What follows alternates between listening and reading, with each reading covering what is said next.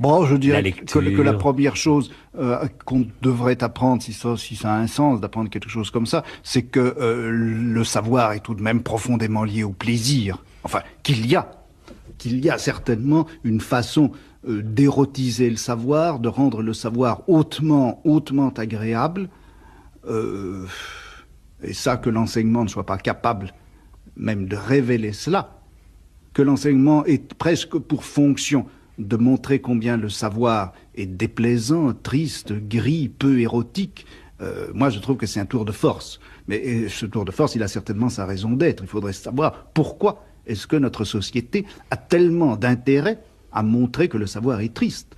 Yo no soy marinero, yo no soy marinero, soy capitán, soy capitán. Bamba.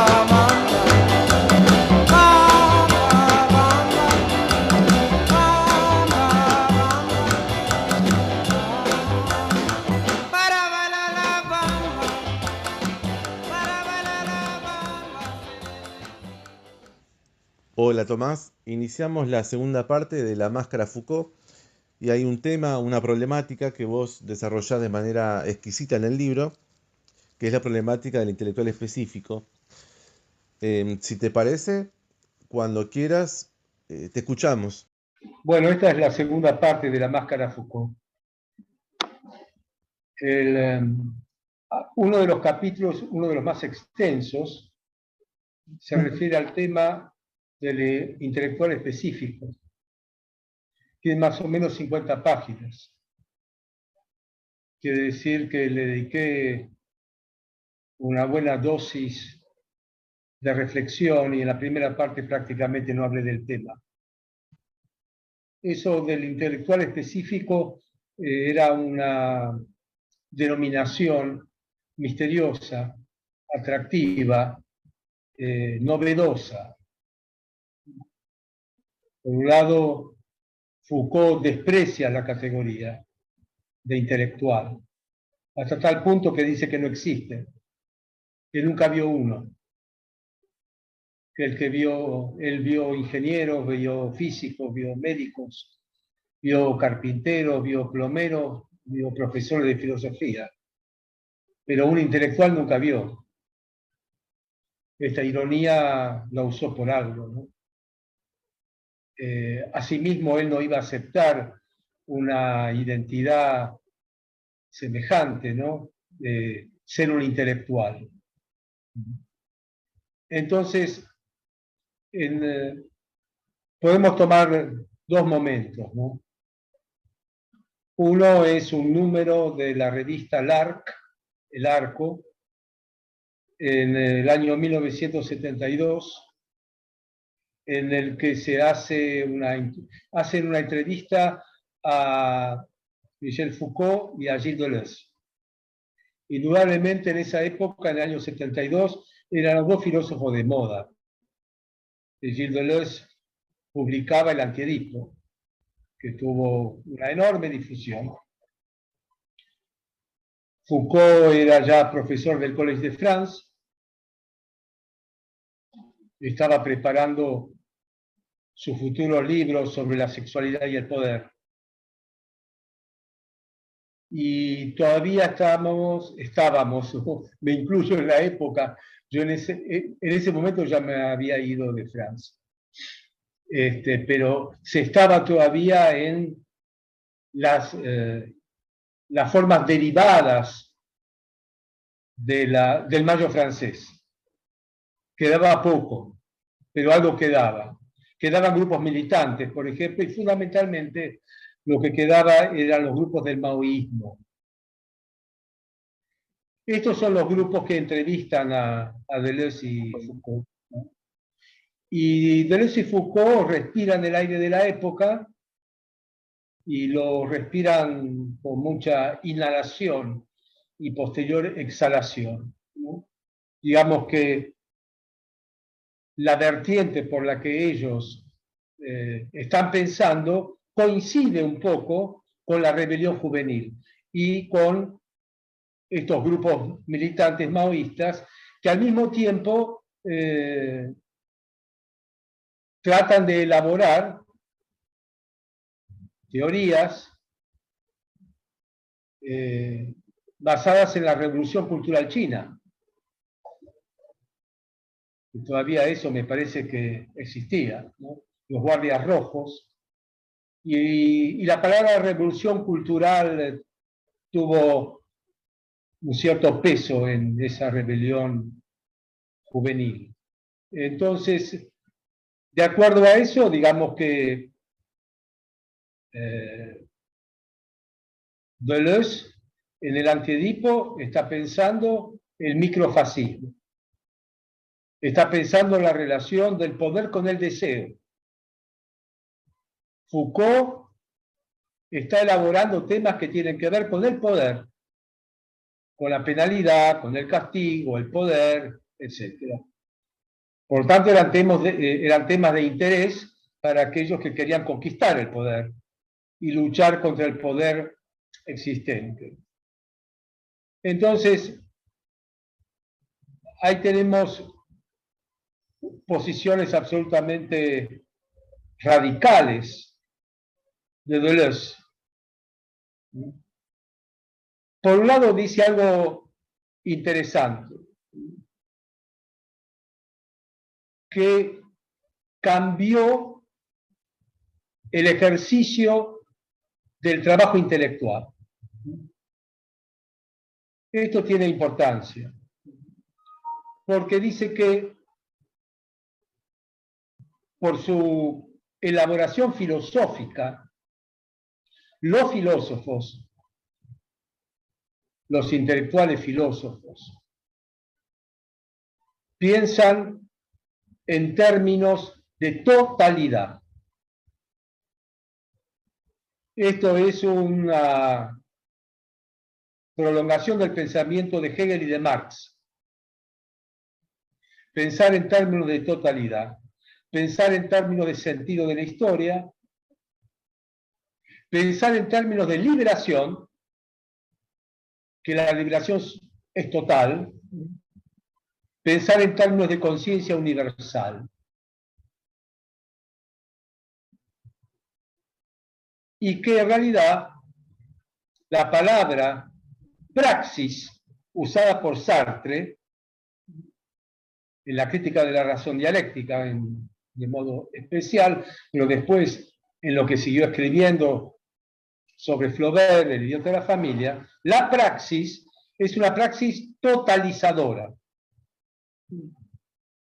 No se concibe una modificación revolucionaria del sistema imperante si no es en forma total. Esta es la liberación. Y dice Deleuze que la praxis totalizadora en realidad no existe como tal. Lo que sí existen en el ejercicio del trabajo intelectual son prácticas singulares y múltiples. El tema es la multiplicidad. Es decir, el intelectual totalizador que pretende ocupar el lugar como de una conciencia universal, adhiere al movimiento revolucionario representado por el proletariado, que es el que va a liberar a la humanidad, y es un compañero de ruta de ese agente histórico totalizador. Esa figura es reemplazada por otra figura, que es la de prácticas filosóficas, teóricas, intelectuales, singulares y múltiples, que pueden ser útiles para la lucha política. Y estas prácticas múltiples y singulares tienen como objeto campos acotados y delimitados. Por su parte, Foucault dice que la tarea del intelectual es cómo resistir para no ser usado, para que sus conocimientos no sean utilizados por el sistema dominante, para no contribuir a su opresión. Deleuze en un momento dado dice frases como esta: todos los profesionales, no solamente la policía, sino también los profesores, los maestros, los docentes, se apunta bastante para ese lado a la moda del mayo francés, dice, todos los profesionales cumplen funciones policiales. Entonces estamos acá en una especie de neoanarquismo propio del mayo francés.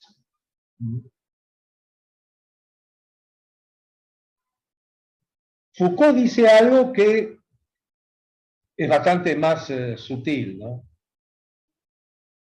Dice que el poder, usándolo como singular, no se define necesariamente o solamente por la posibilidad de coerción y de dominación, sino que el poder tiene algo que le posibilita el ejercicio de su dominación, que es el secreto.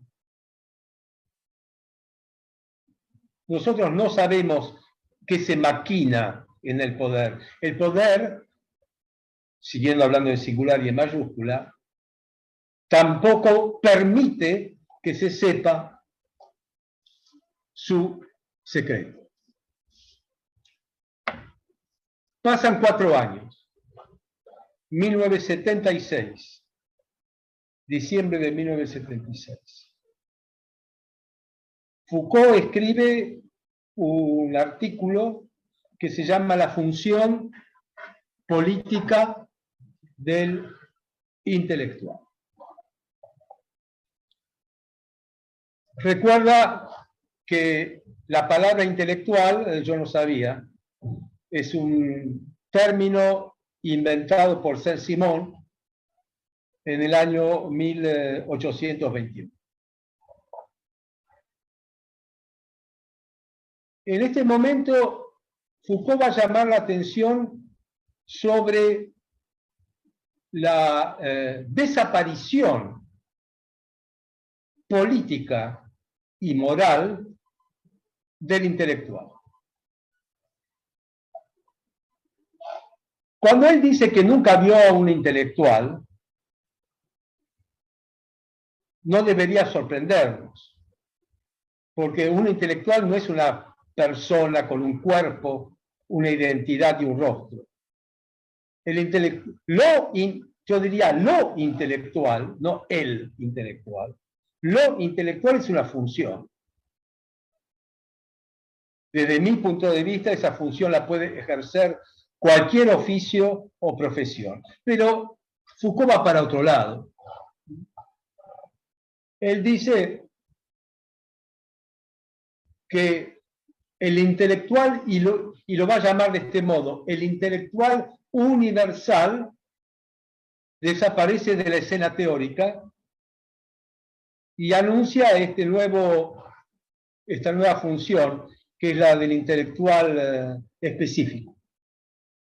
No especialista, específico. No tiene por qué ser especialista. Y son épocas que van iniciando una serie de trabajos sobre este mismo tema. Recordemos que Peter Sloterdijk habla del fin del humanismo, años después, que coincide con esta visualización del intelectual. Para Sloterdijk es el fin del hombre de letras, porque el intelectual es un hombre de letras, según la versión tradicional. porque la aparición del intelectual en la escena política y pública tiene como referente histórico a Émile Zola, alrededor de 1890. Entonces, es un hombre de letras, en este caso un novelista. Y se vigoriza al modo francés con la figura de Sartre en la segunda posguerra, ¿no? Hombre de letras.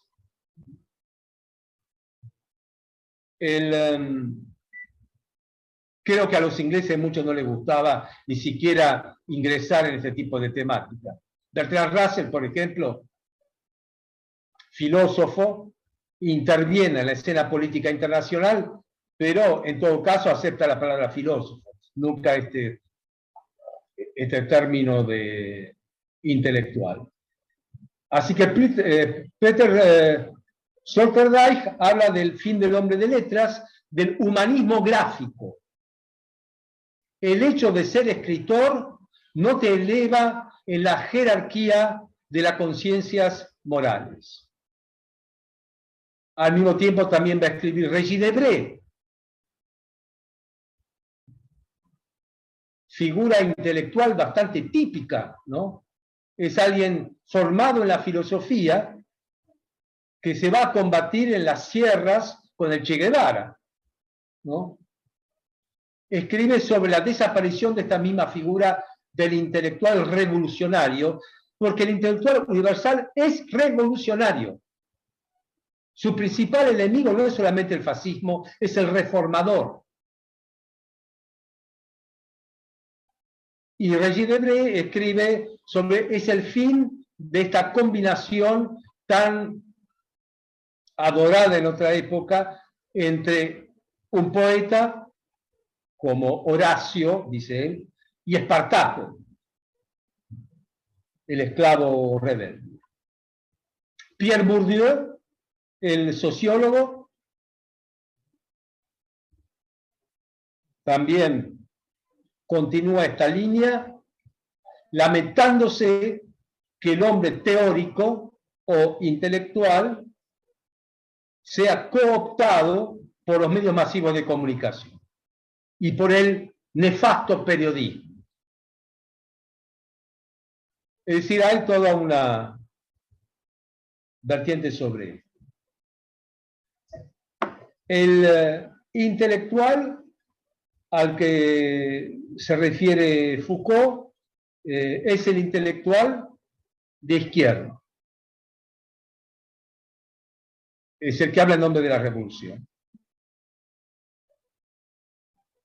Este es el intelectual universal.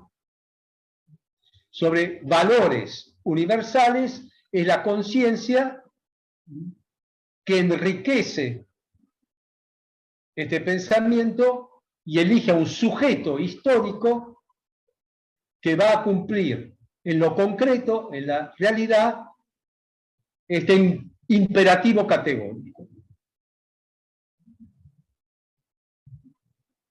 Frente a esto, el intelectual específico. El intelectual específico, al no ser conciencia moral, al no ser totalizador, al no representar, porque este es otro aspecto importante del intelectual universal, está investido por la representación, habla en nombre de las masas. Deleuze va a decir en el 72, lo que mencionábamos antes, las masas ya hablan por sí mismas. No necesitan que alguien hable en nombre de ellas. La famosa revolución cultural de esos momentos era un ejemplo de masas y masas que van a buscar a líderes para castigarlos o ejecutarlos. Hablan por sí mismos. No necesitan de representantes. El intelectual específico, al no ser un intelectual universal y no ser conciencia, se define por sus prácticas puntuales Y las prácticas puntuales que ejerce un hombre que tiene la función de pensamiento, al no ser una especie de mónada aislada que refleja el mundo, está inserto en la sociedad. Y cuando está inserto en la sociedad, porque creo que es Foucault el que lo dice, no hay afuera del sistema, estamos todos adentro. Esto es una frase, dicha así, parece breve, corta y fácil. Es muy complicada. Si nosotros pensáramos realmente que no hay afuera del sistema, bueno, quedaríamos bastante solos, porque hay muchísimos que creen que se puede cambiar el sistema hacia una especie de mundo abierto, en donde, porque cuando hay sistema, hay organización. Y cuando hay organización, hay multiplicidad de funciones, pero hay también jerarquía y hay orden. Es decir, cuando se pretende estar afuera del sistema, se está hablando de un mundo sin poder. Porque si el poder está distribuido entre 7.000 millones de habitantes que conforman el planeta, no hay poder. El poder siempre es una relación de fuerzas. Si no hay débiles y poderosos, no hay poder. Son todos iguales. Bueno, pero esto es un poco la idea de los totalizadores del marxismo. Un mundo donde sean todos iguales, donde desaparezca el poder una vez que desapareció la moneda. Porque es un mundo sin economía también. Porque la moneda implica no intercambio, sino relaciones de explotación, el capital. ¿Es cierto? Entonces, el intelectual específico está inserto en la sociedad, está dentro del sistema, y al decir que está dentro del sistema, estamos diciendo que es un eslabón, un engranaje de las instituciones. Y toda institución se compone por una organización normativa, tiene normas. Y las instituciones, va a decir Foucault, están financiadas o por el Estado o por el capital privado. Por lo tanto, el intelectual específico trabaja al servicio del poder. Pero lo que va a decir Foucault es: el intelectual universal no solamente ya es anacrónico, sino que es inoperante. Ya a nadie le importa un premio literario, ni un bestseller de novelas. A nadie le importa que Cortázar apoya la Revolución Cubana o que Sartre se dé la mano con el Che Guevara o que, etcétera, etcétera. Los hombres de letras dándose la mano con los hombres de poder. Ya es un símbolo extemporáneo. El poder sigue exactamente igual. El sistema capitalista no cambia por eso. Es un David sin honda y sin piedra frente a Goliat.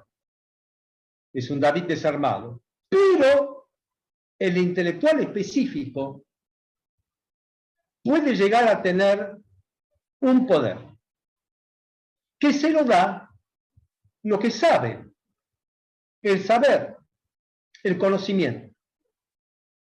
Y es un conocimiento no literario, es un conocimiento operativo utilitario y necesario para el sistema. Porque el sistema necesita financiación, pero necesita operadores.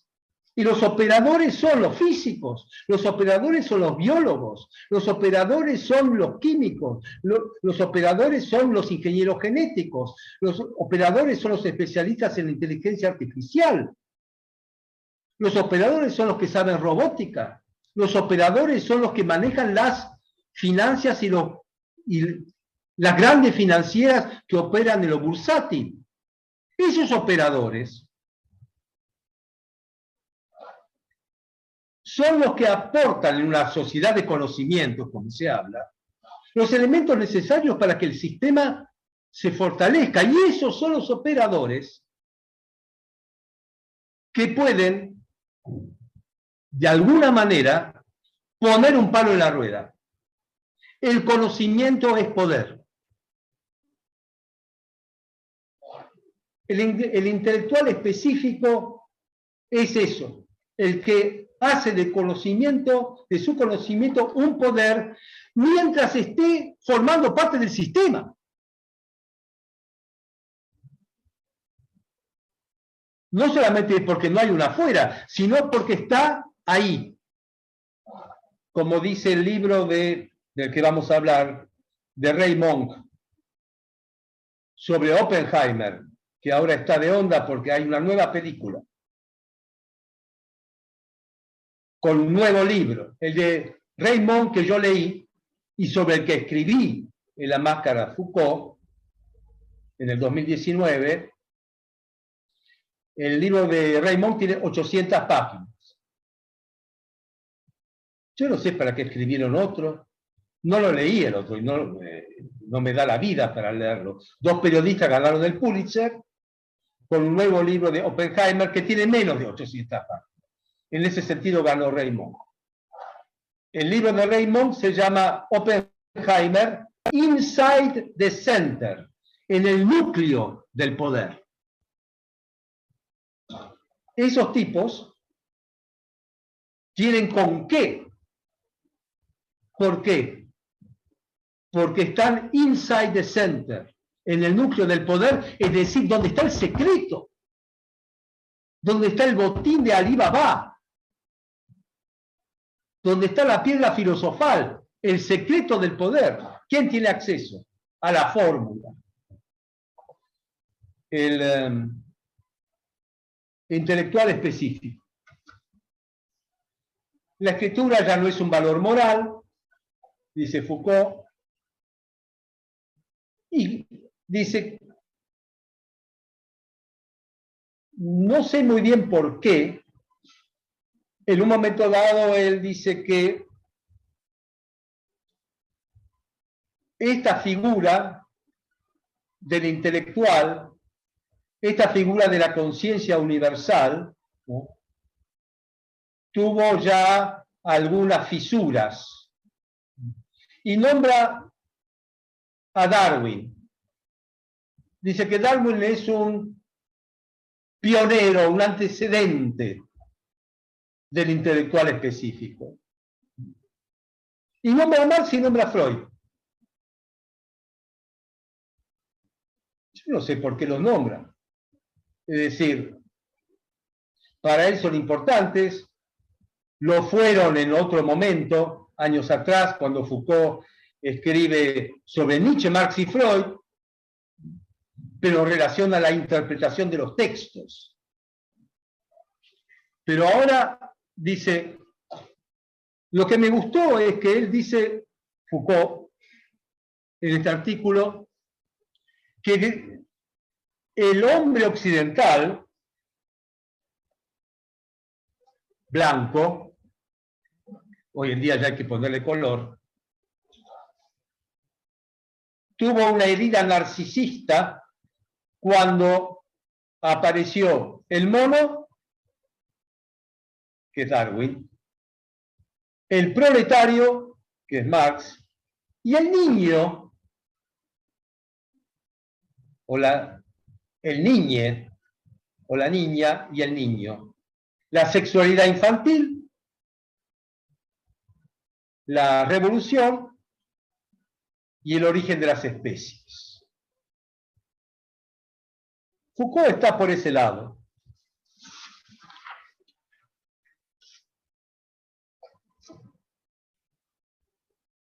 Y después dice lo siguiente: el intelectual específico es aquel que está ubicado en el núcleo de lo que posibilita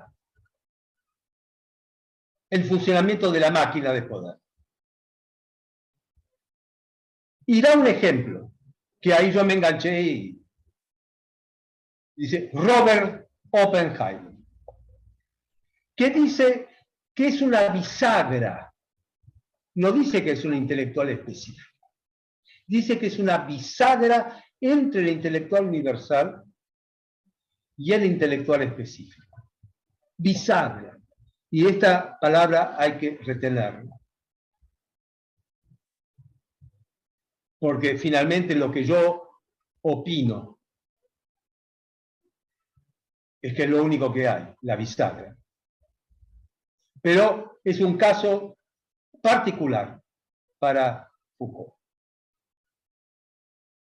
Entonces yo digo, Robert Oppenheimer, ¿quién es? O sea, yo sé quién es, pero a ver, y me pongo a averiguar y lo escribo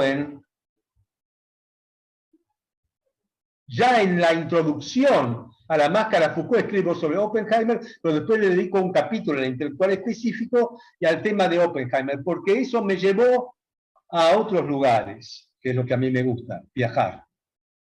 Viajar sentado, por supuesto, digo, sin moverme. El padre de la bomba atómica. La bomba atómica tuvo un padre. Es absurdo.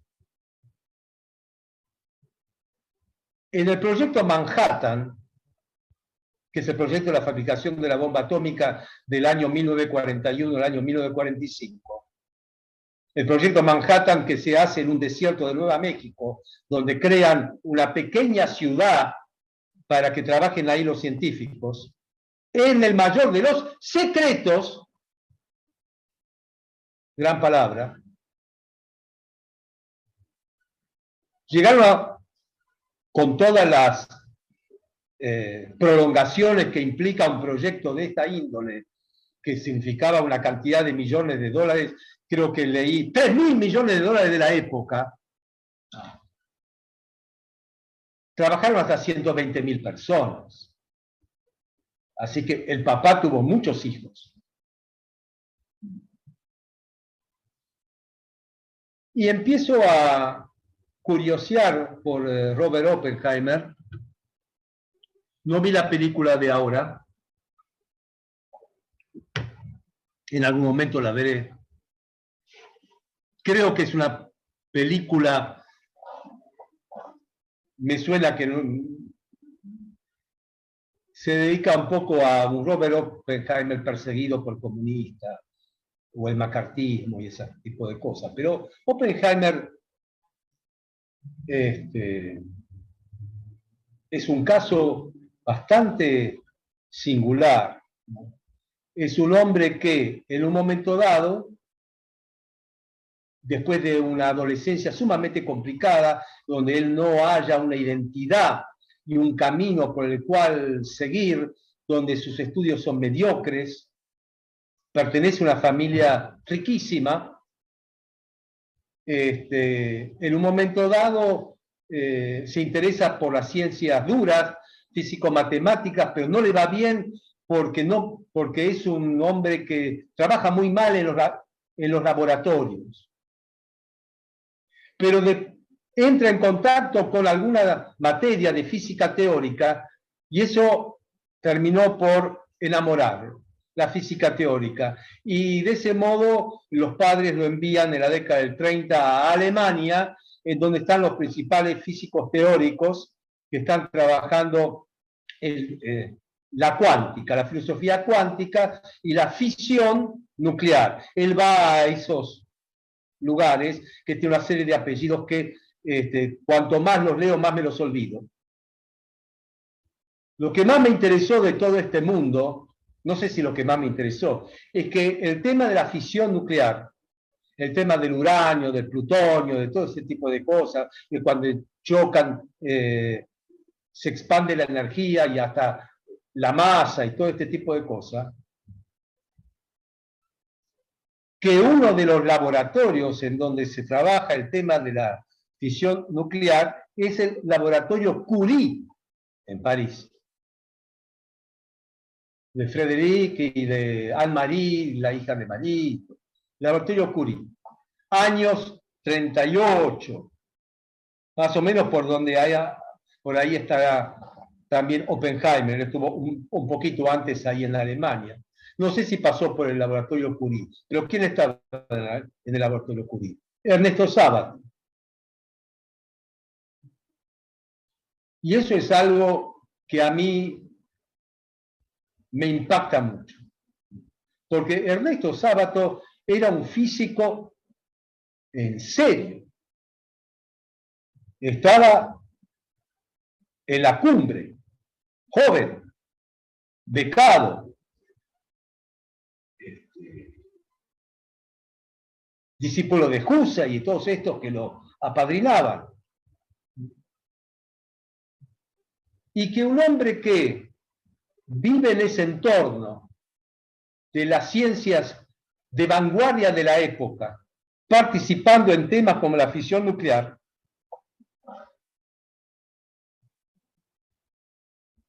tiene una crisis tal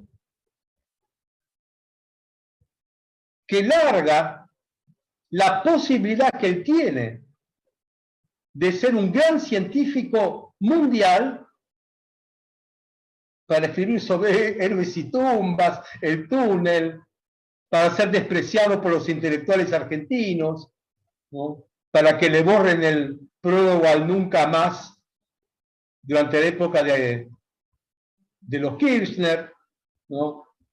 Para que le recuerden que fue a ver a Videla junto con Favaloro y Borges y el padre Castellani a pedir por desaparecidos, que apoyó la Revolución Libertadora, a la que renunció inmediatamente después que le ofrecieran cargo de responsabilidad porque estaba en contra de la exclusión del peronismo y de la represión. Sábato, esto está más allá de si me gustan sus novelas o no. Sé que fue un maestro de juventud, porque de mi juventud, no mío, de la juventud, Rayuela y Sobre héroes y tumbas eran de maestros de la juventud. Bueno, y me encuentro con Sábato, bueno, mejor lo dejo. En el Filosum que hicimos durante la primera época de la pandemia, invité a un amigo que vive en Mendoza, astrofísico, para que hable sobre la figura de Sábato en la década infame argentina, porque esa es parte de la historia de la década infame.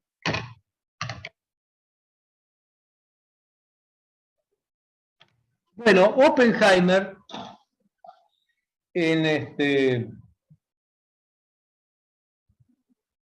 a principios de 1945, tiene la bomba. Y Roosevelt, el presidente de Estados Unidos, muere. El presidente es Truman. Hitler se suicidó. Los triunfadores son Stalin y Eisenhower o Truman. Y de refilón, bueno, también Churchill, que resistió en Londres, y a eso se sumó De Gaulle, acompañando con su delirio de grandeza un triunfo de una Francia que fue socia de los alemanes.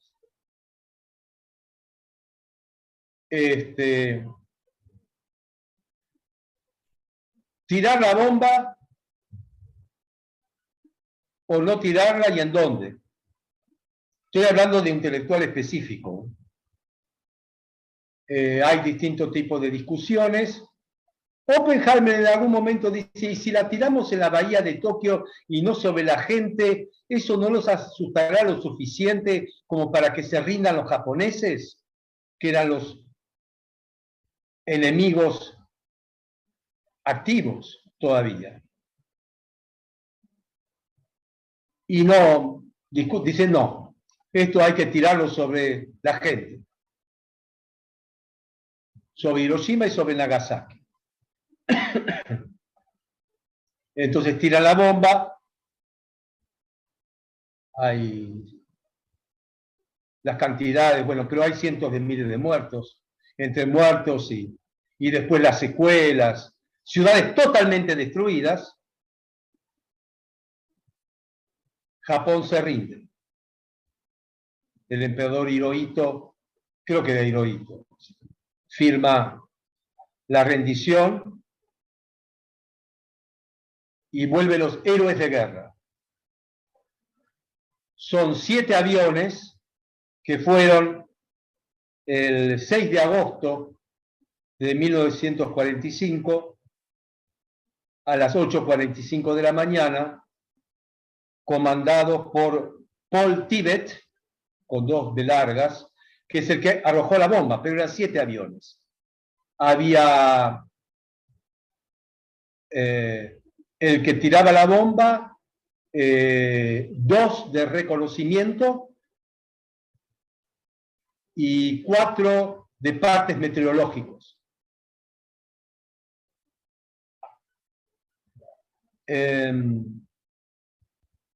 La bomba tenía nombre.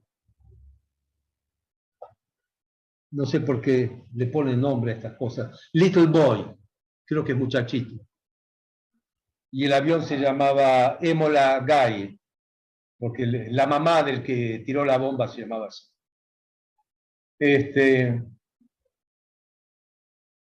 Vuelven los héroes de guerra. Son próceres. Terminó la Segunda Guerra Mundial. El sacrificio de miles y miles de estadounidenses tuvo una razón de ser, una victoria.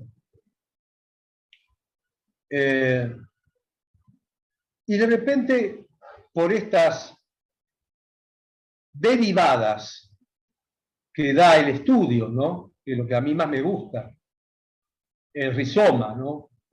Te conectas con una cosa y se abre otra cosa inesperada.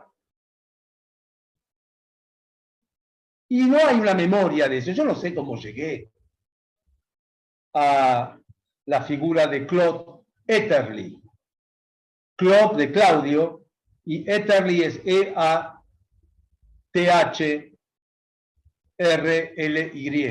Claude Etourly es uno que estaba en un avión que arrojó la bomba, pero no en el que la bomba, sino en el meteorológico. Y cuando vuelven y son condecorados, este hombre, Claude Etourly, rechaza la condecoración. Porque dice que no se condecora, no se galardona a un criminal de 200.000 personas. Hiroshima. Quieres un criminal y tiene que ser juzgado como criminal.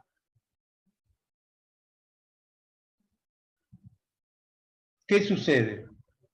Piensa que el hombre tiene un surmenage, tiene una especie de fatiga bélica. Se agotó, tuvo un breakdown, se le quemó el bocho. Hay que calmarlo, tranquilizarlo, que se le va a pasar con el tiempo. Fue una situación muy extrema, muy traumática, pero este tipo no para. No solamente no para, está increyendo. Dice que él no tiene ningún problema de cansancio, él tiene un problema de culpabilidad por ser un asesino de pueblos.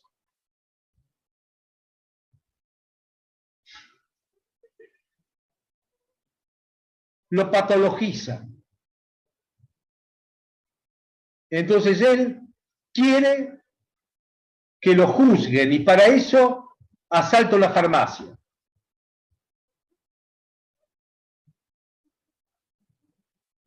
Se lleva la plata y después la tira.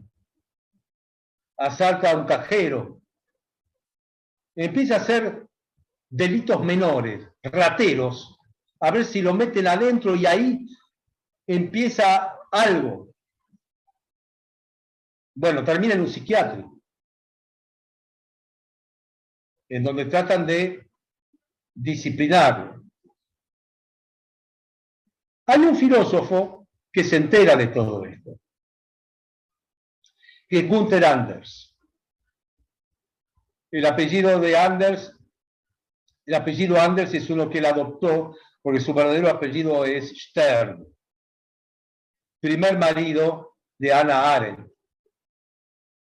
Él con Hannah Arendt son los que se van de Alemania en el año 33, cuando el hitlerismo avanza. Después se separan. Gunther Anders se dedica a escribir, a publicar y a pregonar libros contra el armamento nuclear, contra las guerras. Es una especie de, digamos, pacifista, pero fundamentalmente está direccionado hacia el tema nuclear. Se entera de Claude Hetterly y lo va a ver. Y le dice que no se rinda, que no está enfermo, que no está agotado, simplemente está diciendo la verdad. Y que para que esta verdad sea escuchada, hay que publicitarla por todos los medios posibles. Es decir, ir a la opinión pública. Le dice literalmente, tenemos que salir del círculo de especialistas.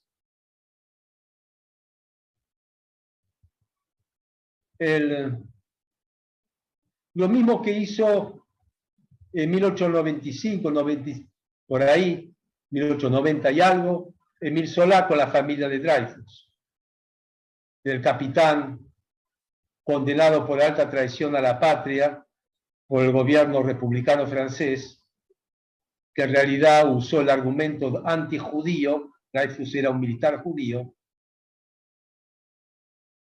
para enriquecer el acervo nacionalista xenófobo de los franceses. Cuando la familia Dreyfus trata de demostrar que es un chivo emisario inocente y no logra hacerlo, aparece Émile Zola, que es un novelista, y hablan con Émile Zola a ver qué se puede hacer, y Émile Zola les va a decir lo mismo que le dijo Anders a Hetterly: hay que salir a la opinión. Y la opinión en la época de Zola es la prensa. Entonces, hay que salir de este grupo de abogados que no sirve para nada. Vamos a la opinión pública y publica su libelo Yo acuso, J'accuse, en un diario que tiene 300.000 ejemplares de tirada. Y ahí empieza una cadena en la que el vicepresidente del Senado adhiere, y si adhiere él, adhiere el otro. Al final descubren efectivamente que la traición venía por otro lado y Dreyfus era inocente. Opinión pública. Entonces yo pregunto a Foucault, ¿en qué quedamos? El intelectual específico. Dentro de la institución.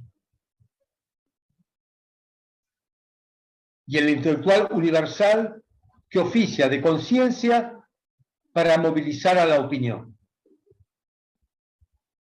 El caso de Oppenheimer diría paradigmático, porque mientras sucede esto con el piloto que formó parte del conjunto de aviones,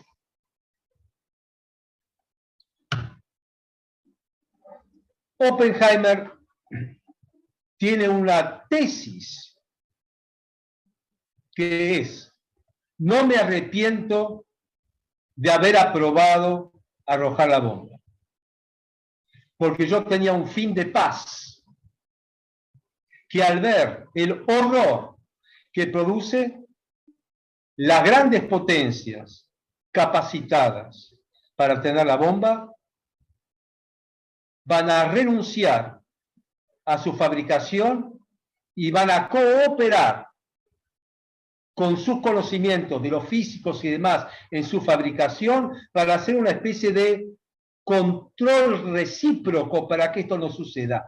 Para eso, el secreto de la fórmula que tenemos nosotros hay que publicitarlo. A los rusos, a los soviéticos también. Hacer un intercambio de información, porque únicamente la cooperación entre las grandes potencias puede neutralizar el poder criminal de esta bomba. Entonces lo va a ver a Truman y le manifiesta esta voluntad que él tiene, y Truman pide que lo saquen a este científico llorón de su oficina y que no vuelva nunca más. Entonces Oppenheimer tiene esta voluntad pacifista y de repente Truman habla con Hoover, el de la FBI, todo eso, dice, este Oppenheimer no era comunista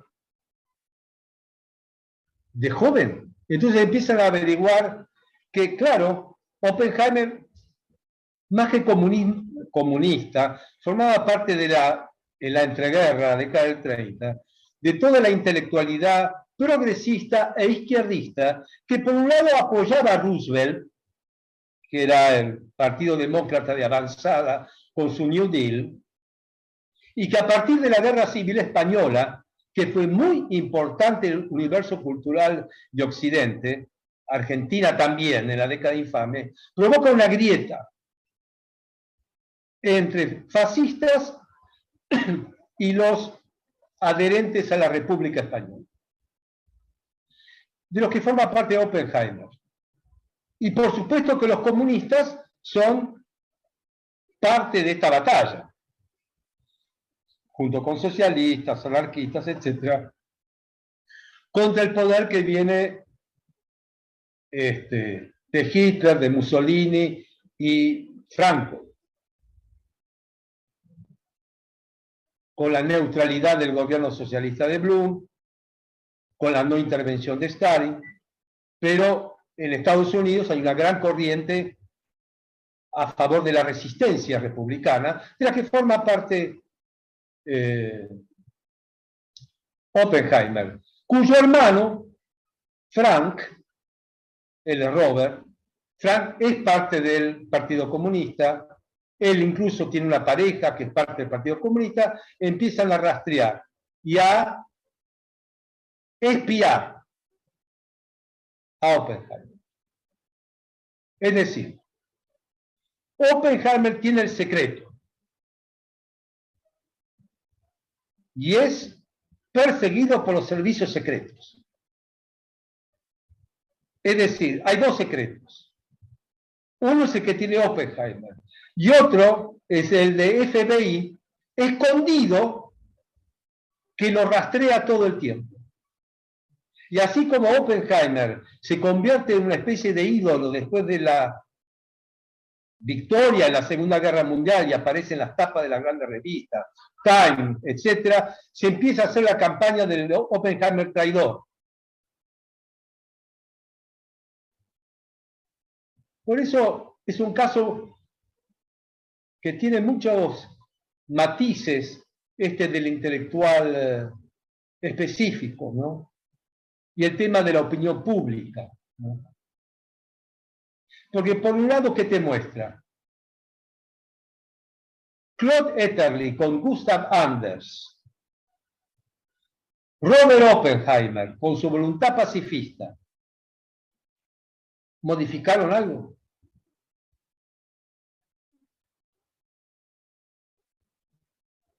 Bueno, no mucho, porque el poder nuclear ya, la bomba atómica es como un fósforo hoy en día.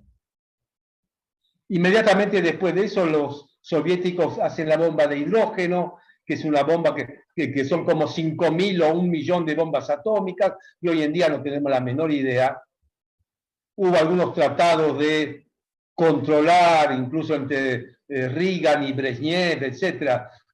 Y además hoy en día tenemos una diseminación del poder nuclear, así que ya no sé si sirvió para algo, ¿no? Yo no sé si pensar en una humanidad asistemática es una especie de utopía de las más utópicas. Es como renunciar a la humanidad. La libertad debe ser otra cosa, no es estar fuera del sistema. Porque toda convivencia exige algún tipo de sistema y puede ser que exija relaciones de fuerza disímiles entre los humanos. No hay mundo sin poder. Pero tampoco hay mundo sin resistencia. Y además hay historia. Y esto no hay que olvidarlo. La historia existe. ¿Y cómo se define la historia? Por el devenir. Es decir, siempre pasa algo nuevo. Constantemente. El día en que no pase nada más nuevo, se terminó todo, no hay historia. La historia se define por la novedad. Al revés de lo que muchos creen, que la historia tiene que ver con el pasado. La historia tiene que ver con el presente y el futuro. Hay historia porque hay lo nuevo. Entonces,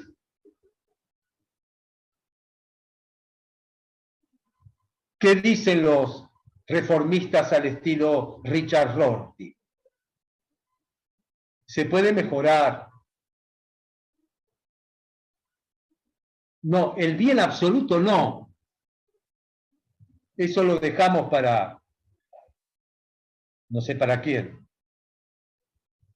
Él dice en un momento dado, para Nietzsche, el superhombre. Pero Nietzsche es grande porque es filósofo, no porque es político. Y nos hace pensar. Pero el caso Oppenheimer que cita Foucault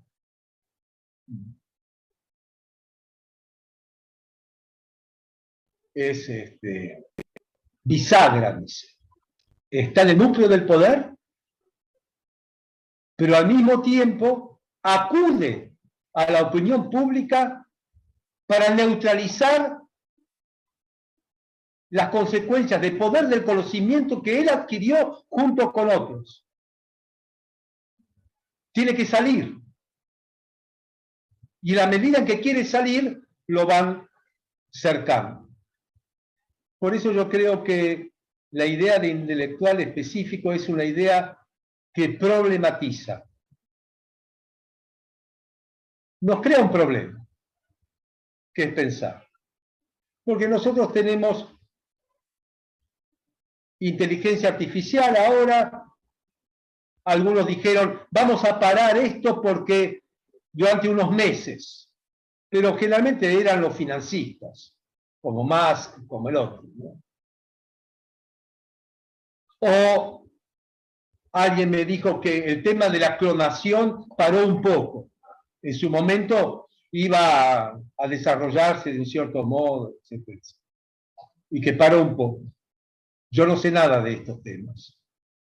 Pero pensar que puede haber un sindicato mundial de científicos de altísimo nivel, los casos de Snowden y el caso de Assange son filtraciones del sistema. Después los encierran, los consideran peligrosos. Es decir, son síntomas y muestras de que algo pasa a nivel del poder que no pasa del modo convencional. Ni como intelectual universal, agente de letras, ni en específico que está trabajando adentro del centro nuclear de instituciones primordiales. Así que es un tema interesante. Este es un tema de la máscara Foucault. Yo quería mencionar otra cosita que me llamó la atención.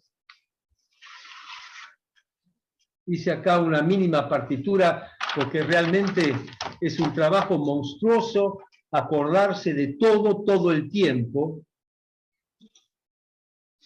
como Funes.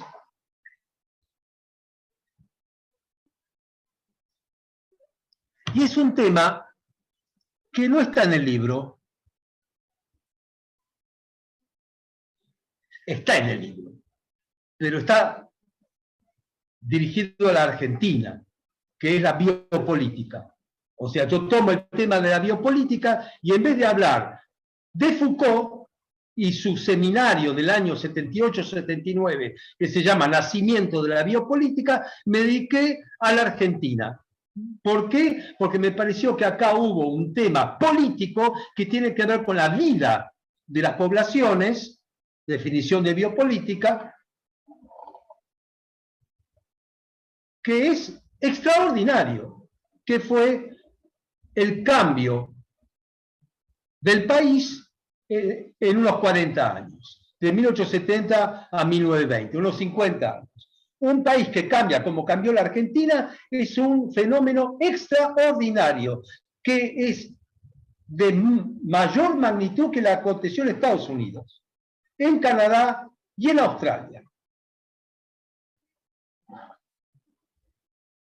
Cambiar la población en 40 años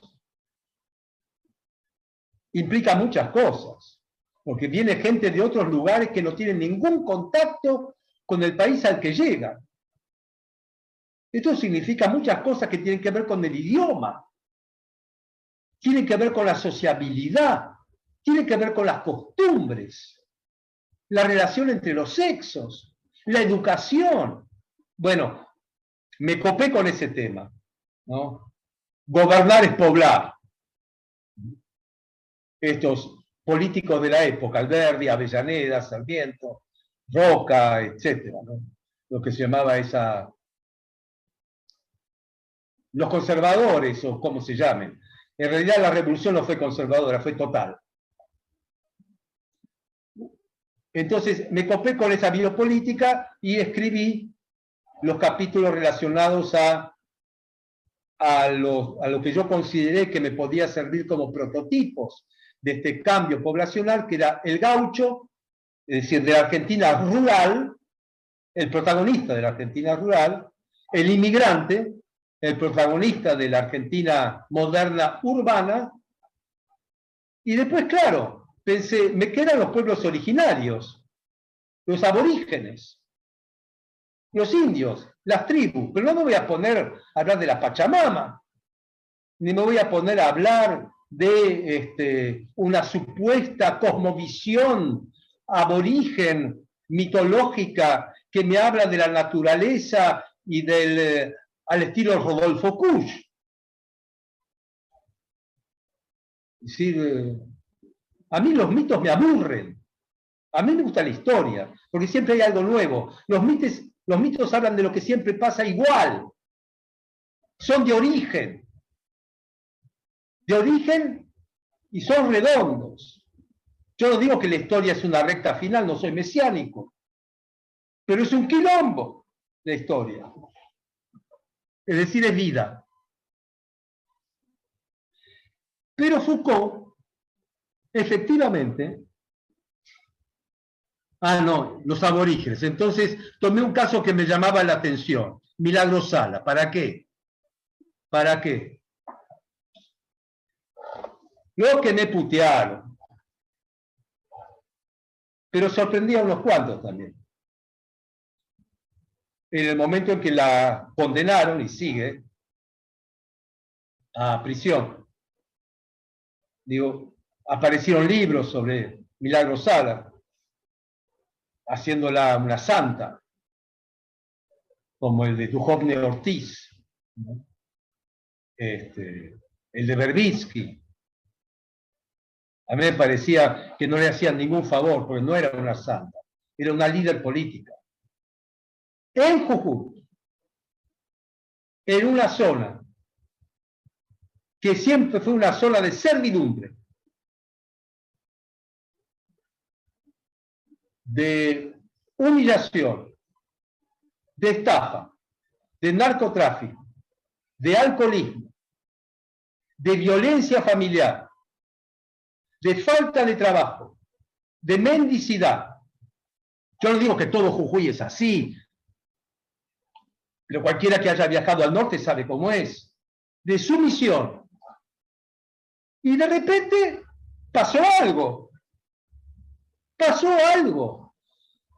Y en vez de escarbar en estas cosas hipócritas y malintencionadas, robó esto, robó lo otro, se violentó con... Claro que ella estaba en ese mundo. ¿En qué mundo vivía?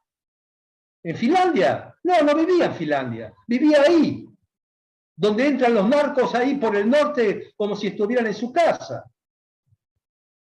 Entonces, ella tenía su pelotón de violentos que cuando se enteraba que un tipo le pegaba a su mujer estando borracho y demás, iban y lo fajaban, en vez de hacer una denuncia en la comisaría que después fuera al juzgado de Jujuy. Yo no estoy de acuerdo con eso, pero no se trata del acuerdo o del desacuerdo, sino de mirar, mirar. Entonces, claro, hace talleres textiles, hace colonias de vacaciones para los chicos, se ponen uniformes, hablan de dignidad, se dignifican, tienen el apoyo del gobierno nacional, pero también tiene la contra del gobierno nacional porque ella no entrega todo su fervor político a la presidencia. Es media megalómana, quiere hacer de la Tupac un movimiento nacional ligado a Evo Morales, el Che, Evo, etc. A mí no me importa nada todo eso, estar de acuerdo o no. Digo, pero nadie se fija cuando pasa algo. Pasa algo. Y que de repente haya una delincuente mayor, una especie de criminal, y que ella encarne esa criminalidad cuando todo el mundo que hizo lo que quiso en el norte está libre y es rico y va paseando y va al café y come en restaurante y viaja a Europa. ¿O no hay una oligarquía en el norte? Yo fui, cuando era jovencito y era militante del Malena, fui al ingenio Ledesma y vi cuando los vales de los obreros, ahí, zafreros o lo que fuere, iban al almacén con estos vales y le vendían cualquier cosa. Hasta en los almacenes. Bueno, eso es la grieta. Milagro salvo. El curso de Foucault. El nacimiento de la biopolítica. En diciembre, es en diciembre, porque esta fecha a mí me gusta retenerla. A ver, diciembre.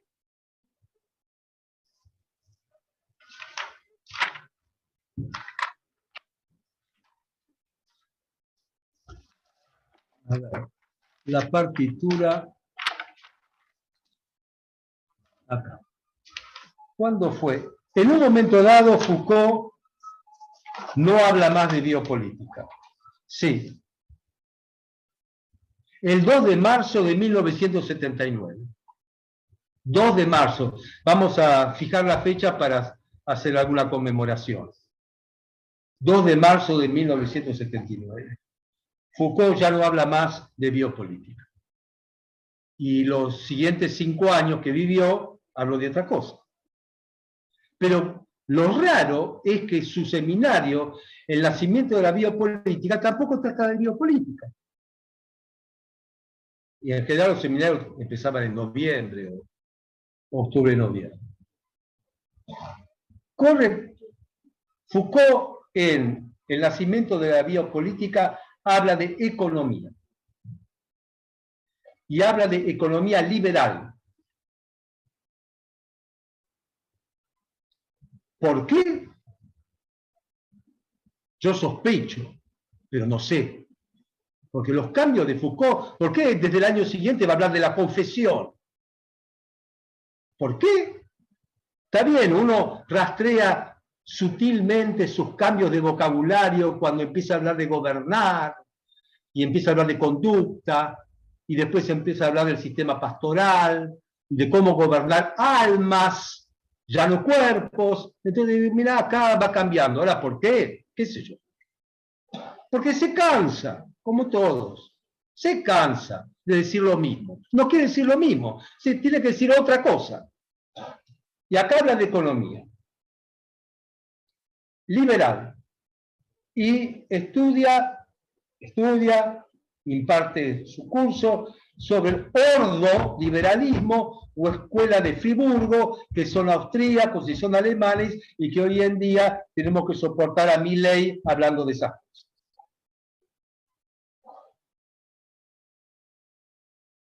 Una de las diferencias, no, en realidad no hay diferencias, como no hay ninguna semejanza entre uno y otro, entre Milley y ellos, tampoco hay diferencia. Pero quiero decir, un banco central poderoso es fundamental para los ordoliberales.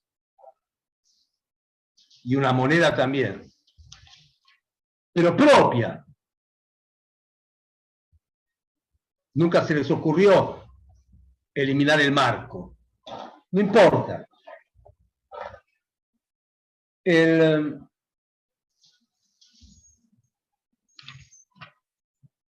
En nuestro país hubo algo que se quiso copiar de los que inventaron del ordoliberalismo y de lo que fue después la economía alemana. Se trata de la economía alemana de la posguerra, de 1947-48 en adelante. Se sabe que Alemania, después de Estados Unidos, creo que la China hoy en día, es la tercera mundial. Y después con Japón. Es decir, los dos países derrotados en la Segunda Guerra son las grandes potencias mundiales, independientemente de las grandes potencias bélicas y demás como Estados Unidos. Ninguno se destaca por tener ejército, etc. Ni Japón ni Alemania. Bueno, en Alemania le interesa a Foucault estudiar cómo un país que sale del Tercer Reich es derrotado y demolido, reconstruye un sistema económico y social a partir de un pensamiento que tiene como objeto de creación el mercado, no el Estado, el mercado, construir un mercado. Le llama la atención. Economía social de mercado. Están las dos palabras, la palabra social y la palabra mercado, que las hace compatibles.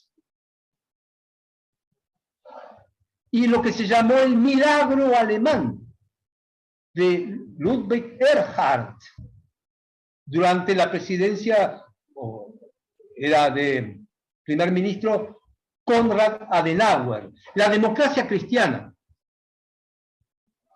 Democracia cristiana, economía social de mercado.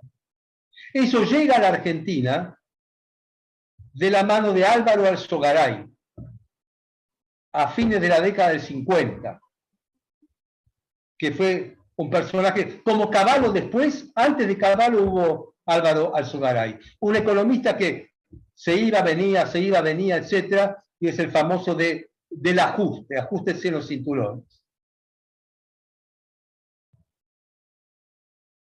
Que después creó la UCD. en la que se formó Massa y un montón más, Vudú, etc. Los liberales. Entonces, a Foucault le interesa esto. ¿Cómo? Dice, estudiar el liberalismo para mí es fundamental para entender la biopolítica. Como dejó de hablar el 2 de marzo, y yo no estaba en la sala, no le puedo preguntar por qué. Se hubiera preguntado. ¿Por qué tiene que ver? Construir un mercado es, de acuerdo a las ideas de la economía social de mercado y de los ordoliberales, es construir un Estado regulador, pero que al mismo tiempo cuida que haya un mercado de competencia. La palabra competencia y la palabra empresa son fundamentales. Emprendedores y competencia. Regular monopolios, regular oligopolios, etc. Lo social, asegurar salarios mínimos, pero de un modo flexible. No controlar, simplemente un marco de ordenamiento. Por eso, ordoliberalismo. Liberalismo y orden. A él le interesa eso. Yo me digo, efectivamente, una cosa. Esto le gusta a la democracia cristiana, el cristianismo social, que era bajo este gobierno. Después los socialdemócratas van a adherir a este tipo de cosas, porque el ordoliberalismo de construcción del mercado tiene muchas normas. Hay sindicatos, ellos no dicen a los sindicatos los vamos a barrer. No, los sindicatos tienen que ser fuertes, como las cámaras empresariales también, y tienen que negociar. Y nosotros, ¿no? Cuidamos que esas negociaciones se hagan dentro de un marco en el que no haya inflación, el terror alemán a la inflación, por la hiper que habían tenido, que la moneda sea muy sólida, que el gasto público sea absolutamente razonable, evitar los déficits, que haya una apertura económica, pero todo hay que seguirlo. El ordoliberalismo es una reacción de la derecha democrática frente a Hitler, no de la izquierda, de la derecha democrática frente a Hitler. Son conservadores liberales, que una vez que cae Hitler, hacen esta economía, que tiene un éxito fantástico, hasta tal punto que la adopta, ¿saben quién? Franco. En el año 58-59, España sale de la autarquía que la estaba hundiendo, tenía un déficit terrible, tenía inflación, tenía todas estas cosas, entonces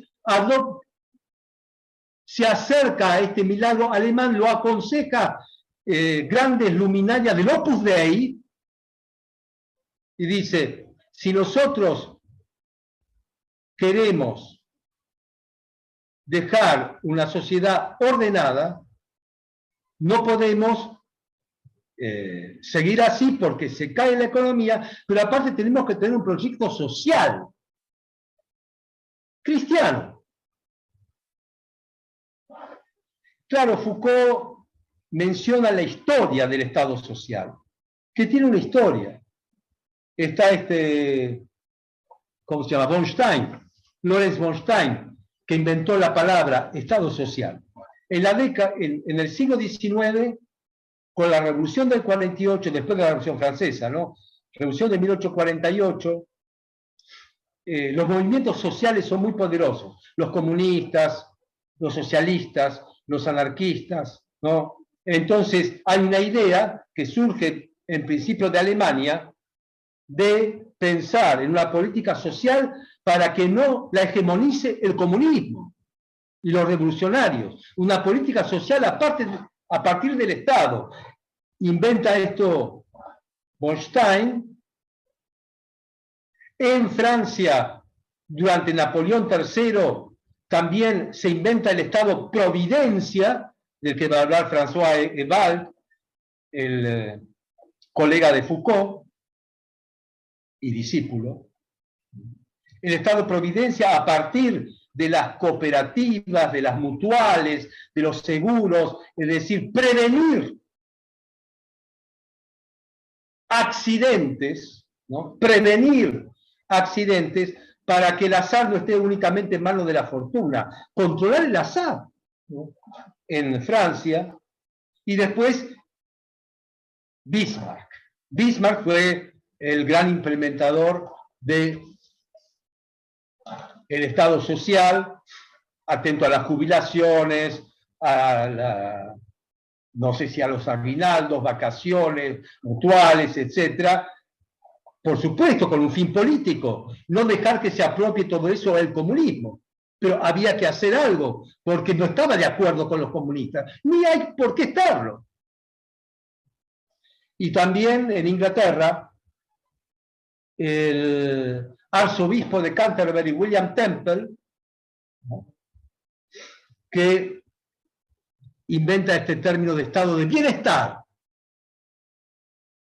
Estado social, estado de bienestar, estado de providencia, el estado que aparentemente se derrumbó en las últimas décadas, que no se puede hacer cargo financieramente de los más desfavorecidos.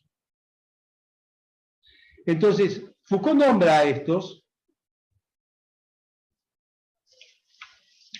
y yo digo, Michel Foucault, aparentemente, historia del presente. ¿Recuerdan esta frase? Yo hago historia del presente. Es de Foucault. Cuando Foucault hace su seminario sobre el nacimiento de la biopolítica, el tema alemán está presente, porque Francia está mutando de un gobierno, de un conservador, modernizador, que es Valéry Giscard d'Estaing,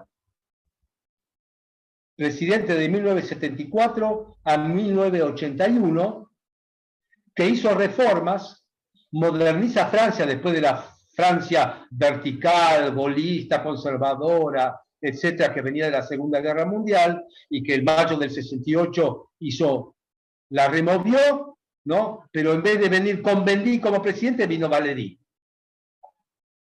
una especie de aristócrata conservador, al que Foucault le reconoce, dice, no puede ser que no le reconozcamos avances sociales, como avances penales, como la reforma de las cárceles, al nombrar en el servicio penitenciario a una mujer, como la ley del divorcio, y como un montón de cosas que tienen que ver, dice, únicamente la izquierda, mírenlo a Foucault, la izquierda tiene una voluntad de fracaso, no apoya esto, porque no cree en las mejoras, porque para la izquierda, dice Foucault, no yo, lo único que quiere la izquierda es aumentar el número de descontentos. Así que olvídense de la mejora, de la reforma, de la felicidad, de haberse... No, olvídense de todo eso. Lo que importa es que todo el mundo esté horriblemente mal, dice Foucault.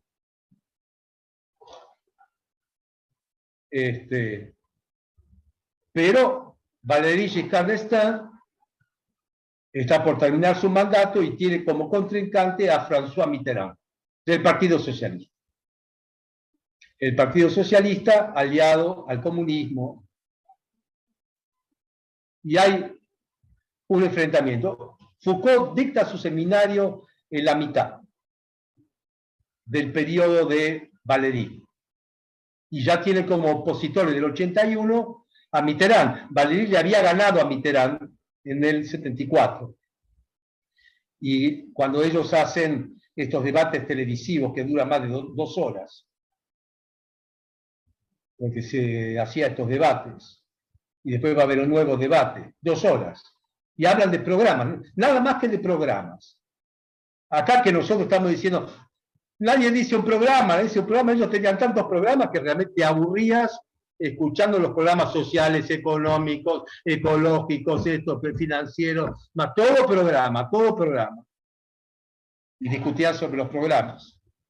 Encontraban los defectos de uno y del otro en los programas. Y dice Foucault, los socialistas no tienen programa. Porque el modelo francés de los conservadores liberales es Alemania, que está en la punta del desarrollo económico europeo. Y Francia, ahí. Los socialistas no tienen un programa de gobernabilidad. Foucault, creo yo, está atento a la actualidad. Hay un debate político en Francia sobre el liberalismo, al que se opone el socialismo. Y él no toma partido. Él hace un problema de esto, problematiza y hace una historia del presente, de dónde viene este liberalismo y en qué momento se convierte en social, liberalismo social. Y el socialismo, ¿qué le contrapone? No lo veo, dice. No lo veo. De hecho, Mitterrand le gana a Valéry en el año 81, nacionaliza empresas, aumenta los salarios, hace más gasto social y a los 2 años pierde las elecciones legislativas, pierde el gabinete socialista y como es en Francia un régimen presidencialista y a la vez parlamentario, tiene que nombrar un nuevo primer ministro que va a nombrar al nuevo gabinete de acuerdo al último escrutinio que le dio el nuevo Congreso y nombra a Jacques Chirac de la derecha. Mitterrand, socialista, tiene un primer ministro que efectivamente gobierna de la derecha. Por lo tanto, el nacimiento de la biopolítica tiene esta circunstancia histórica política que a mí me hizo pensar que Foucault, que no habla de política, de actualidad política, hace historia del presente con este nacimiento de la biopolítica. Como en otro momento lo hace al revés, cuando va a Irán. Y entonces ve en Irán lo que él está haciendo en el Collège de France, en el curso. Dice, uy, cuánta espiritualidad. Ahí se equivocó un poquito, pero tampoco tenía la bola de cristal. Digo, la espiritualidad de las masas religiosas frente al Shah de Persia, el enemigo del Shah de Persia.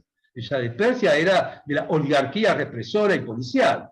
Entonces digo, esta espiritualidad para mí hay que fijarse y no ser tan secular, tan laico, tan ilustrado y tan cartesiano. Abramos un poco los ojos. Entonces ahí hace un camino inverso. Bueno, yo hablé bastante. Cansé. Yo no soy marinero, yo no soy marinero, soy capitán, soy capitán, soy capitán. Bamba, bamba, bamba, bamba, bamba.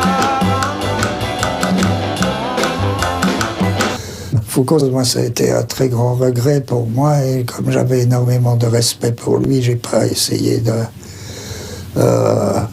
faut dire juste comment je le percevais. C'est un des rares cas d'homme qui... Il entrait dans une pièce, ça changeait l'atmosphère. Ça, c'est pas... Foucault, c'est pas simplement une personne. D'ailleurs, personne d'entre nous n'est une personne.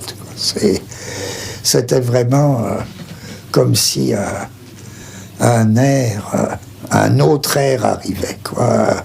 Comme si c'était un courant d'air spécial. Et les choses changeaient. Il n'y avait plus... c'était vraiment atmosphérique, quoi. Il y avait une espèce de... ou bien d'émanation. Il y avait une émanation, Foucault. Il y avait...